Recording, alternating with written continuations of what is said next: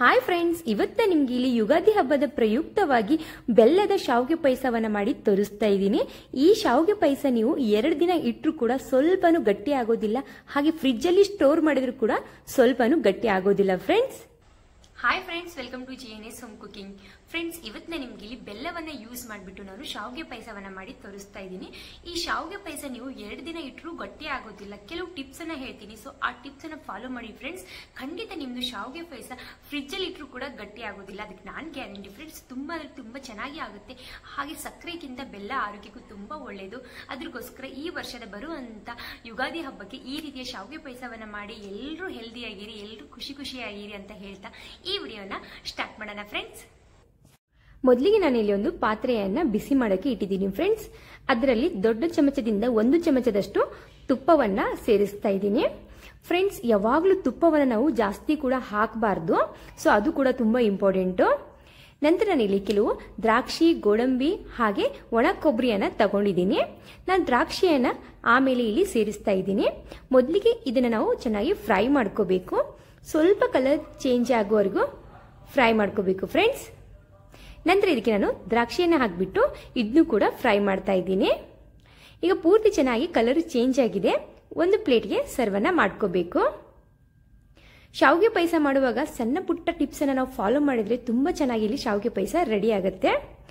ನಂತರ ನಾನಿಲ್ಲಿ 1 ಕಪ್ ಆಗುವಷ್ಟು ಶಾವಿಗೆಯನ್ನ ತಗೊಂಡಿದ್ದೀನಿ. 1 ಕಪ್ಗೆ ಸ್ವಲ್ಪ ಅಂದ್ರೆ ಸ್ವಲ್ಪನೇ ಕಡಿಮೆ ಇದೆ ಫ್ರೆಂಡ್ಸ್. ಅದಕ್ಕೋಸ್ಕರ ನಾನಿಲ್ಲಿ 1 ಕಪ್ ಆಗುವಷ್ಟು ಅಳತೆಯಲ್ಲಿ ನಿಮಗೆ ಹೇಳಿ ಕೊಡ್ತಾ ಇದ್ದೀನಿ. ಇದನ್ನು ಕೂಡ ಚೆನ್ನಾಗಿ ನಾವು ಕಲರ್ ಚೇಂಜ್ ಆಗುವವರೆಗೂ ಫ್ರೈ ಮಾಡಬೇಕು. ಪೂರ್ತಿ ಬ್ರೌನ್ ಕಲರ್ ಆಗಬೇಕು ನಮ್ದು ಶಾವಿಗೆ ಇಲ್ಲಿ ತುಪ್ಪದಲ್ಲಿ, ಆ ರೀತಿ ಆಗುವವರೆಗೂ ಫ್ರೈ ಮಾಡಬೇಕು. ಇದು ತುಂಬಾ ಇಂಪಾರ್ಟೆಂಟು. ನಾವು ಎಷ್ಟು ಚೆನ್ನಾಗಿ ಫ್ರೈ ಮಾಡ್ತೀವಲ್ಲ ಅಷ್ಟು ಚೆನ್ನಾಗಿ ನಮ್ದು ಇಲ್ಲಿ ಶಾವಿಗೆ ರೆಡಿ ಆಗತ್ತೆ. ನಂತರ ನಾನಿಲ್ಲಿ 5 ಕಪ್ ಆಗುವಷ್ಟು ಬಿಸಿ ನೀರನ್ನ ಸೇರಿಸ್ತಾ ಇದ್ದೀನಿ ಫ್ರೆಂಡ್ಸ್. ಬಿಸಿ ನೀರನ್ನೇ ಸೇರಿಸ್ಕೋಬೇಕು, ತಣ್ಣೀರನ್ನ ಸೇರಿಸೋಕೆ ಹೋಗ್ಬೇಡಿ.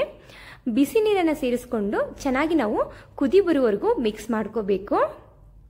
ನಾವು ಶಾವಿಗೆಯನ್ನ ಹಸಿ ಬಿಸಿಯಾಗಿ ಬೇಯಿಸ್ಕೊಂಡ್ರೆ ಅಥವಾ ಫ್ರೈ ಮಾಡ್ಕೊಂಡ್ರೆ ನಮ್ದು ಶಾವಿಗೆ ಇಲ್ಲಿ ಗಟ್ಟಿ ಆಗ್ಬಿಡುತ್ತೆ. ಚೆನ್ನಾಗಿ ನಾವು ಶಾವಿಗೆ ಫ್ರೈ ಮಾಡ್ಕೊಂಡ್ರೆ ಸ್ವಲ್ಪ ಕೂಡ ಗಟ್ಟಿ ಆಗೋದಿಲ್ಲ. ಅದಕ್ಕೆ ನಾನು ಗ್ಯಾರಂಟಿ ಫ್ರೆಂಡ್ಸ್, ನೀವು ಒಂದ್ಸತಿ ಮಾಡಿ ನೋಡಿ, ಖಂಡಿತ ನಿಮಗೆ ಗೊತ್ತಾಗತ್ತೆ.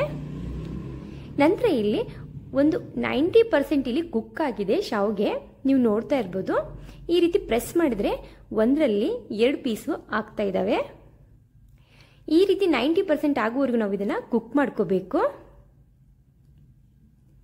ನೋಡ್ತಾ ಇರ್ಬೋದು ಎಷ್ಟು ಚೆನ್ನಾಗಿ ಇಲ್ಲಿ ಕೈಯಲ್ಲಿ ಪ್ರೆಸ್ ಆಗ್ತಾ ಇದೆ ಅಂದ್ಬಿಟ್ಟು. ಈಗ ನಾನಿಲ್ಲಿ ಗ್ಯಾಸ್ ಅನ್ನ ಲೋ ಫ್ಲೇಮ್ ಅಲ್ಲಿ ಇಟ್ಬಿಟ್ಟು ಬೆಲ್ಲವನ್ನ ಸೇರಿಸ್ತಾ ಇದ್ದೀನಿ. ಒಂದು ಅರ್ಧ ಕಪ್ ಆಗುವಷ್ಟು ಬೆಲ್ಲವನ್ನ ನಾನಿಲ್ಲಿ ಸೇರಿಸಿದ್ದೀನಿ ಫ್ರೆಂಡ್ಸ್. ನೀವು ಸಿಹಿ ಜಾಸ್ತಿ ತಿನ್ನೋರಾದ್ರೆ 3/4 ಕಪ್ ಆಗುವಷ್ಟು ಸೇರಿಸ್ಕೋಬಹುದು, ಅಥವಾ 1 ಕಪ್ ಆಗುವಷ್ಟು ಕೂಡ ಸೇರಿಸ್ಕೋಬಹುದು. ಈ ಬೆಲ್ಲ ತುಂಬಾ ಸಿಹಿ ಇರೋ ಕಾರಣಕ್ಕೆ ನಾನಿಲ್ಲಿ ಅರ್ಧ ಕಪ್ ಆಗುವಷ್ಟು ಬೆಲ್ಲವನ್ನ ಸೇರಿಸಿದ್ದೀನಿ. ಬೆಲ್ಲದಲ್ಲಿ ಕೂಡ ಸ್ವಲ್ಪ ಸಿಹಿ ಕಮ್ಮಿ ಇರುತ್ತೆ, ಸ್ವಲ್ಪ ಬೆಲ್ಲಗಳು ಜಾಸ್ತಿ ಸಿಹಿ ಕೂಡ ಇರುತ್ತೆ. ಚೆನ್ನಾಗಿ 2 ನಿಮಿಷ ಕುಕ್ ಮಾಡಿಕೊಂಡು ನಂತರ ನಾವು ಫ್ರೈ ಮಾಡಿಟ್ಟಿರುವಂತ ಡ್ರೈ ಫ್ರೂಟ್ಸ್ ಅನ್ನ ಇದಕ್ಕೆ ಸೇರಿಸಬೇಕು ಫ್ರೆಂಡ್ಸ್. ಈಗ ನೀವು ನೋಡ್ತಾ ಇರ್ಬೋದು, ಸ್ವಲ್ಪ ನೀರಾಗಿ ಇದೆ ಇದು ಶಾವಿಗೆ ಪಾಯಸ. ಸೊ ಆದ್ರೂ ಕೂಡ ನಾವು 1-2 ನಿಮಿಷ ಮತ್ತೆ ಕುಕ್ ಮಾಡಿಕೊಂಡು ಇದನ್ನ ಮುಚ್ಚಿಬಿಟ್ಟು ಹಾಗೆ ಸೈಡ್ಗೆ ಇಡಬೇಕು ಫ್ರೆಂಡ್ಸ್. ಶಾವಿಗೆ ಇಲ್ಲಿ ತಣ್ಣಗಾಗೋವರೆಗೂ ನಾವು ಹಾಲನ್ನ ಕುಕ್ ಮಾಡ್ಕೊಳ್ಳೋಣ. ನಾ ಈ ಕಪ್ಲಿಂದ 2 ಕಪ್ ಆಗೋಷ್ಟು ಹಾಲನ್ನ ಇಲ್ಲಿ ತಗೊಂಡಿದ್ದೀನಿ. ಹಾಲು ಚೆನ್ನಾಗಿ ನಾವು ಕುಕ್ ಮಾಡ್ಕೋಬೇಕು. ಹಾಲು ಇಲ್ಲಿ 1 ಕಪ್ ಆಗುವವರೆಗೂ ನಾವು ಸ್ವಲ್ಪ ಥಿಕ್ ಆಗಬೇಕು, ಸ್ವಲ್ಪ ಗಟ್ಟಿ ಆಗುವವರೆಗೂ ನಾವು ಹಾಲನ್ನ ಕುಕ್ ಮಾಡ್ಕೋತಾ ಇರಬೇಕು ಫ್ರೆಂಡ್ಸ್. ಈ ರೀತಿ ಮಾಡೋದ್ರಿಂದ ಶಾವಿಗೆ ಪಾಯಸ ತುಂಬಾ ಅಂದ್ರೆ ತುಂಬಾನೇ ಟೇಸ್ಟಿಯಾಗಿ ಅನ್ಸುತ್ತೆ. ಬಾಯಲ್ಲಿ ನಾವು ಶಾವಿಗೆ ಪಾಯಸ ತಿನ್ನುವಾಗ ಇದಕ್ಕೆ ಯಾವುದೇ ಕ್ರೀಮ್ ಅನ್ನ ಇವರು ಹಾಕಿದ್ದಾರೆ ಅಂತ ಅನ್ಕೋತಾರೆ, ಅಷ್ಟು ಚೆನ್ನಾಗಾಗತ್ತೆ. ನಾನಿಲ್ಲಿ 1 ಕಪ್ ಆಗುವವರೆಗೂ ಕುಕ್ ಮಾಡ್ಕೊಂಡಿದ್ದೀನಿ. ಈಗಲಿ ತುಂಬಾ ಚೆನ್ನಾಗಿ ತನ್ ಕೂಡ ಆಗಿದೆ ಶಾವಿಗೆ ಪಾಯಸ, ಆದ್ರೆ ಒಳಗೆ ಬಿಸಿ ಇದೆ, ಪಾತ್ರೆ ಮಾತ್ರ ಇಲ್ಲಿ ತಣ್ಣಗಾಗಿದೆ. ಈಗ ನೋಡ್ತಾ ಇರ್ಬೋದು, ಲೈಟ್ ಆಗಿ ಹೊಗೆ ಕೂಡ ಬರ್ತಾ ಇದೆ ಫ್ರೆಂಡ್ಸ್ ಸೈಡ್ಗೆಲ್ಲ. ನೀವು ನೋಡ್ತಾ ಇರ್ಬೋದು ಶಾವಿಗೆ ಕೂಡ ಎಷ್ಟು ಬಿಡಿ ಬಿಡಿ ಆಗಿದೆ ಅಂದ್ಬಿಟ್ಟು.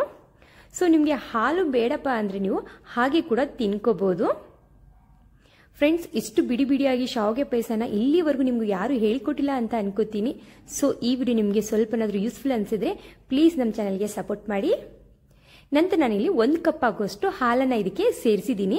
ಏನು ಆಗಲೇ ನಾವು ಕುಕ್ ಮಾಡ್ಕೊಂಡಿದ್ದೀವಲ್ಲ ಆ ಹಾಲನ್ನು ನಾನಿಲ್ಲಿ ಸ್ವಲ್ಪ ತಣ್ಣಗಾದ ನಂತರ ಸೇರಿಸ್ಕೊಂಡಿದ್ದೀನಿ ಫ್ರೆಂಡ್ಸ್. ಬಿಸಿ ಬಿಸಿ ಇರುವಾಗಲೇ ನೀವು ಸೇರಿಸ್ಕೊಂಡ್ರೆ ಹಾಲು ಒಡೆದ್ ಬಿಡುತ್ತೆ, ಅದಕ್ಕೋಸ್ಕರ. ಫ್ರೆಂಡ್ಸ್, ನಾನಿಲ್ಲಿ ಒಂದು ಪ್ಲೇಟ್ಗೆ ಸರ್ವನ ಮಾಡಿ ಸ್ವಲ್ಪ ಮೇಲ್ಗಡೆ ಹಾಲನ್ನು ಹಾಕಿ ನಿಮಗೆ ತೋರಿಸ್ತಾ ಇದ್ದೀನಿ. ಎಷ್ಟು ಚೆನ್ನಾಗಿ ನಮ್ದು ಇಲ್ಲಿ ಶಾವಿಗೆ ಪಾಯಸ ಕಾಣ್ತಾ ಇದೆ ಅಂತ ನೋಡಬಹುದು. ಹಾಲು ನೀವು ಜಾಸ್ತಿ ಬೇಕಂದ್ರೆ ಜಾಸ್ತಿ ಕುಕ್ ಮಾಡ್ಕೊಂಡು ಕೂಡ ಸೇರಿಸ್ಕೋಬಹುದು. ಫ್ರೆಂಡ್ಸ್, ನಾನು ನಿಮಗೆ ನೆಕ್ಸ್ಟ್ ಡೇ ಫ್ರಿಜ್ ಅಲ್ಲಿ ಇಟ್ಟಿರುವಂತ ಸ್ವೀಟ್ ಅನ್ನ ತೋರಿಸ್ತಾ ಇದ್ದೀನಿ. ಸೊ ನಿಮ್ಗೆ ಪಾತ್ರೆ ನೋಡಿದ್ರೆ ಗೊತ್ತಾಗುತ್ತೆ. ಸೊ ಇದು ಫ್ರಿಜ್ ಅಲ್ಲಿ ಇಟ್ಟಿದ್ದೀನಿ ಅಂದ್ಬಿಟ್ಟು. ಸೊ ಇದನ್ನ ರಾತ್ರಿ ಸ್ವಲ್ಪ ಉಳಿದಿತ್ತು ಅನ್ನೋ ಕಾರಣಕ್ಕೆ ಹಾಲನ್ನು ಮಿಕ್ಸ್ ಮಾಡಿದ್ದೆ ನಾನು. ಅದಕ್ಕೆ ಇದು ಬಿಸಿ ಮಾಡೋಕ್ಕಾಗೋದಿಲ್ಲ ಅನ್ನೋ ಕಾರಣಕ್ಕೆ ಫ್ರಿಜ್ ಅಲ್ಲಿ ಸ್ಟೋರ್ ಮಾಡಿದ್ದೆ ಫ್ರೆಂಡ್ಸ್. ನೀವು ನೋಡ್ತಾ ಇರಬಹುದು 1 ಡೇ ಫುಲ್ ಆದ್ರೂ ಕೂಡ ಇದು ಎಷ್ಟು ತಿಳಿಯಾಗಿ ಇದೆ, ಹಾಗೆ ಎಷ್ಟು ಬಿಡಿ ಬಿಡಿ ಆಗಿದೆ ಶಾವಿಗೆ ಅಂದ್ಬಿಟ್ಟು. ಫ್ರೆಂಡ್ಸ್, ಹಾಲು ಹಾಕಿದ ನಂತರ ಇದು ಬಿಸಿ ಮಾಡಿದ್ರೆ ಒಡೆದ್ ಬಿಡುತ್ತೆ. ನಿಮ್ಗೆ ಎಷ್ಟು ಬೇಕಲ್ಲ ಅಷ್ಟು ನೀವು ಒಂದು ಸಪ್ರೇಟ್ ಆಗಿ ಪಾತ್ರೆಯಲ್ಲಿ ತಗೊಂಡ್ಬಿಟ್ಟು ಹಾಲನ್ನು ಮಿಕ್ಸ್ ಮಾಡ್ಕೊಂಡು ತಿನ್ಕೊಳ್ಳಿ. ಮಿಕ್ಕಿದ್ದನ್ನ ನೀವು ಹಾಗೆ ಬಿಸಿ ಮಾಡಬಹುದು. ಈ ವಿಡಿಯೋ ನೋಡೋದಕ್ಕೆ ಥ್ಯಾಂಕ್ ಯು.